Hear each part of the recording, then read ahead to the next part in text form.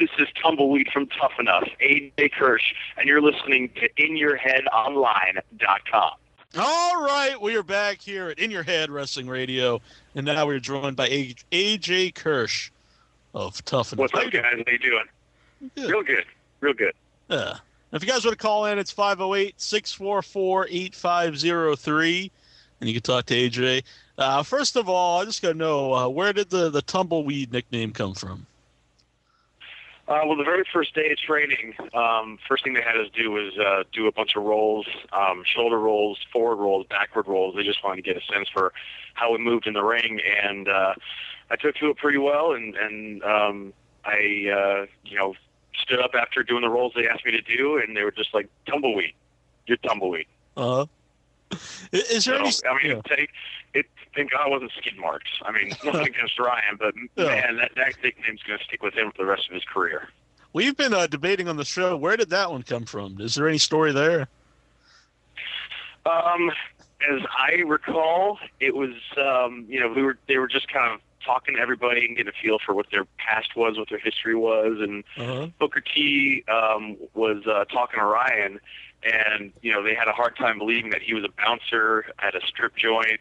And I don't know if he wasn't buying the story or what was going on, but Booker T was just like, "That's the shits. You're Skidmarks." At least it wasn't like a hygiene problem. Yeah.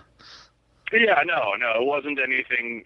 To my knowledge, it wasn't anything against Ryan's hygiene or anything. Mm-hmm. I have noticed because he has some indie bookings. He's wrestling in West Virginia, and they actually have it on the poster, Skidmarks. Oh man, I had a feeling when he got that nickname it was going to stick, and I guess better for worse, people know Skidmarks. People will remember Skidmarks. Yeah. Speaking of that, how important is just being on the show and people getting to see you, on TV? Is that, you think that's to be helpful? Even if you don't go to WWE, helpful on the indie scenes?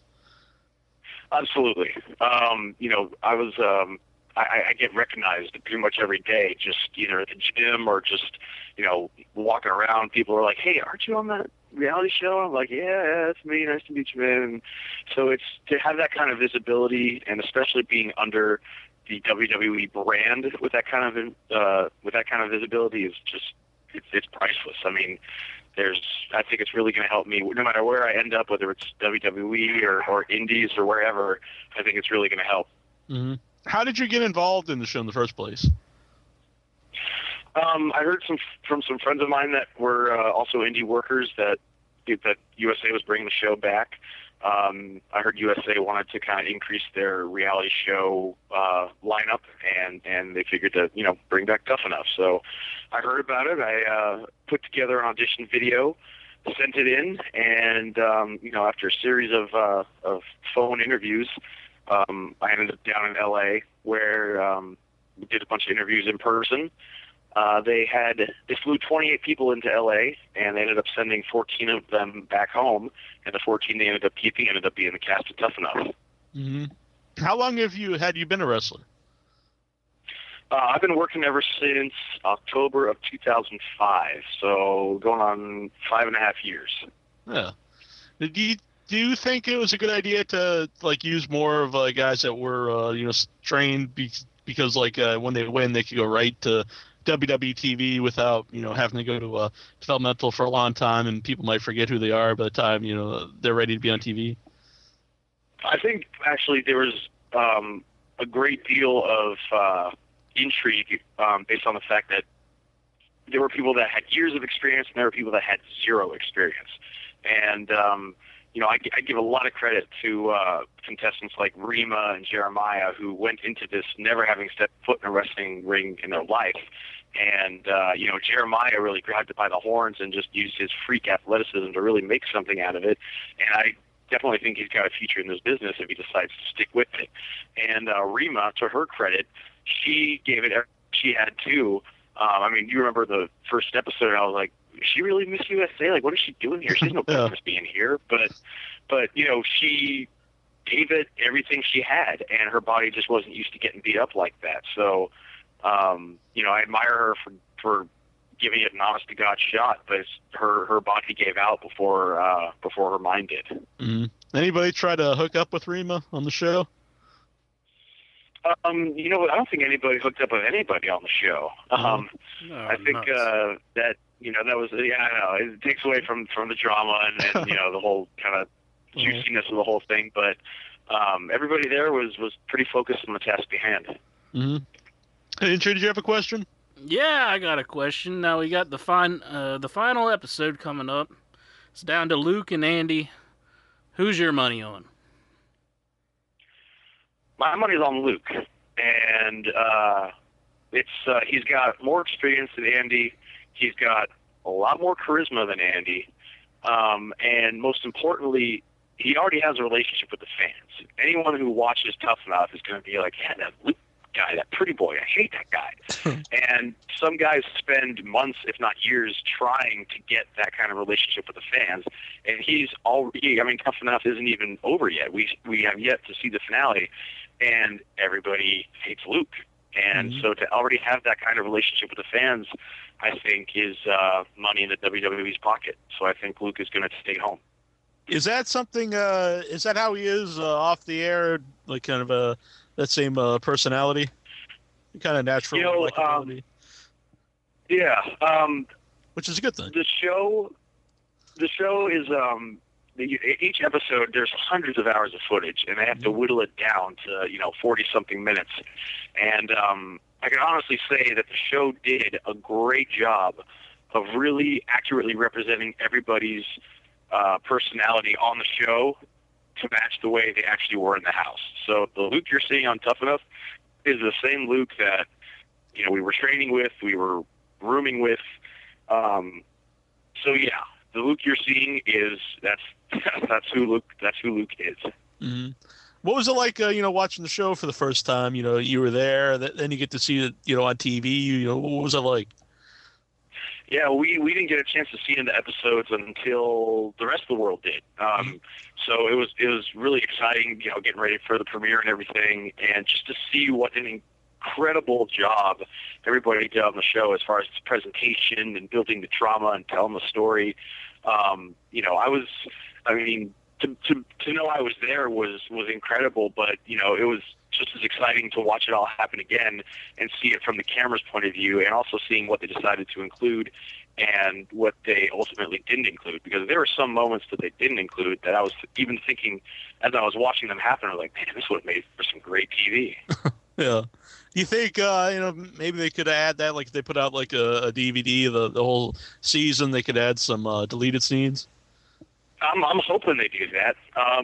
From what I've heard, Tough Enough has been a great success, and so I'm hoping that we might see the DVD with all the episodes, and they could include hours and hours and hours of deleted scenes or extended scenes, because they're like, when we were visited by guys like Bret Hart's a great example, where you really didn't see a great deal of what he had to say on the show. It was just a couple minutes at the most, but we got probably 40 minutes of just letting out Bret just spilling his consciousness about the episode. It was just, or about wrestling rather. It was, and I hope we do see something like that.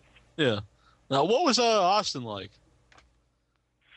Austin is a very intense presence. When we're in the ring and training, he's a trainer. I didn't think of him as the Rattlesnake or Stone Cold Steve Austin or one of the greatest icons in the history of the business. Mm-hmm. He was my trainer, and so that's at first when he first rolled in on that motorcycle in the first episode, that was all the contestants' first contact with him. We didn't meet him before or anything. We didn't have any prior discussions, conversations. We had nothing. That was when we first saw him. So for the briefest of moments, there was that wow factor, like, oh my God, here he is. He's standing right there and he's barking orders. Mm-hmm. And then when it comes time to carry out those orders, he's a trainer. He's our trainer. Yeah. What about Bill DeMott? It seemed like, he is just mm-hmm. he is just as hard nosed as he comes across on TV. He will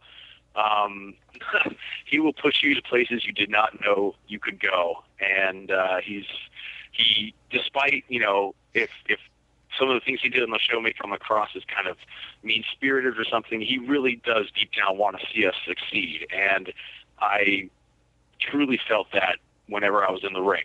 Mm-hmm.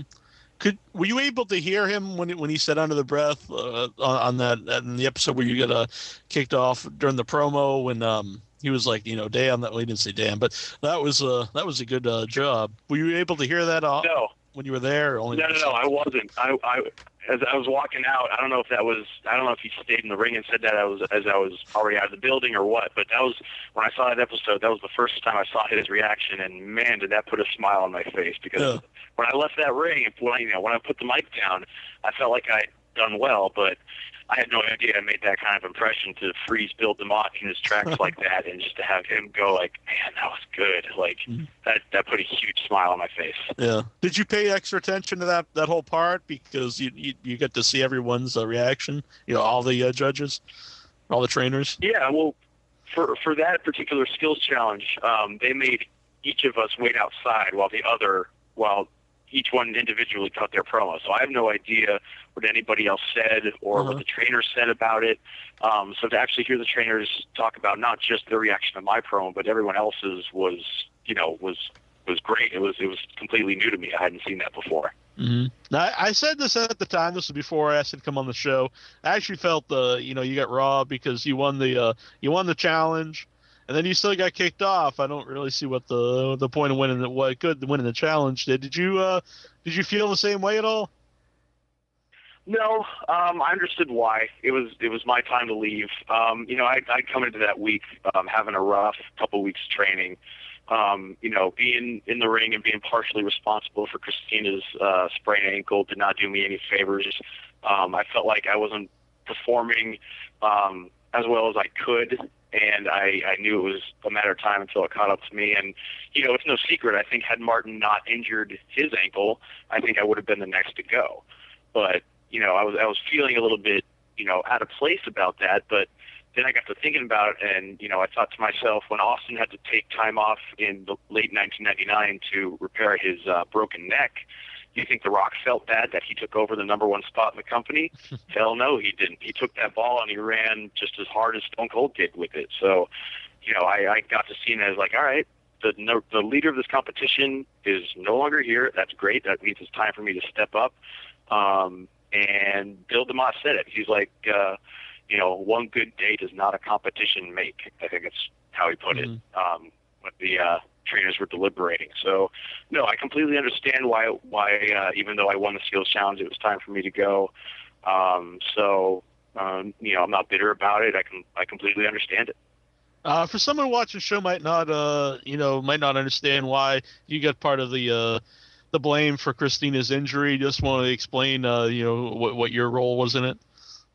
Yeah, we were doing a skills challenge where we were, doing kind of a little exhibition in the ring, and the requirements was someone was going to do a move off the top rope, and Christina gave me a body slam, gave me a nice little smack in the face, and climbed up to the turnbuckle, and I didn't know it was coming, so I stood up and got around to feed her, and I was a little bit closer to the turnbuckle than I should have been, so I think she may have felt a little crowded when she came off with a double axe handle, and landed awkwardly on her, I want to say, right ankle, and ended up spraining it.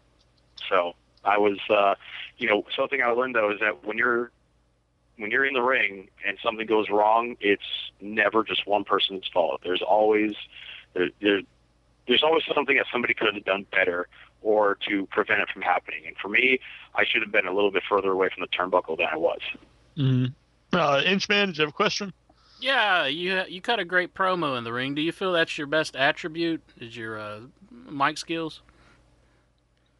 I feel it is one of my strongest attributes, yeah. I was actually telling some of the other contestants I'd formed pretty good friendships with Martin and Eric throughout the course of the competition, and I was telling them, I was like, man, I cannot wait until we actually get on that mic and we're able to show them what we're made of, because that's one of, if not the most important parts of of sports entertainment is being charismatic on the microphone and getting those fans to believe in what you're doing. That's why guys like, of course, Hogan and Rock and Austin and those guys were so good, but they wouldn't have been as good as they were had they not been magic on the mic. This is the future legend, Luke Robinson, and you're listening to InYourHeadOnline.com. Oh!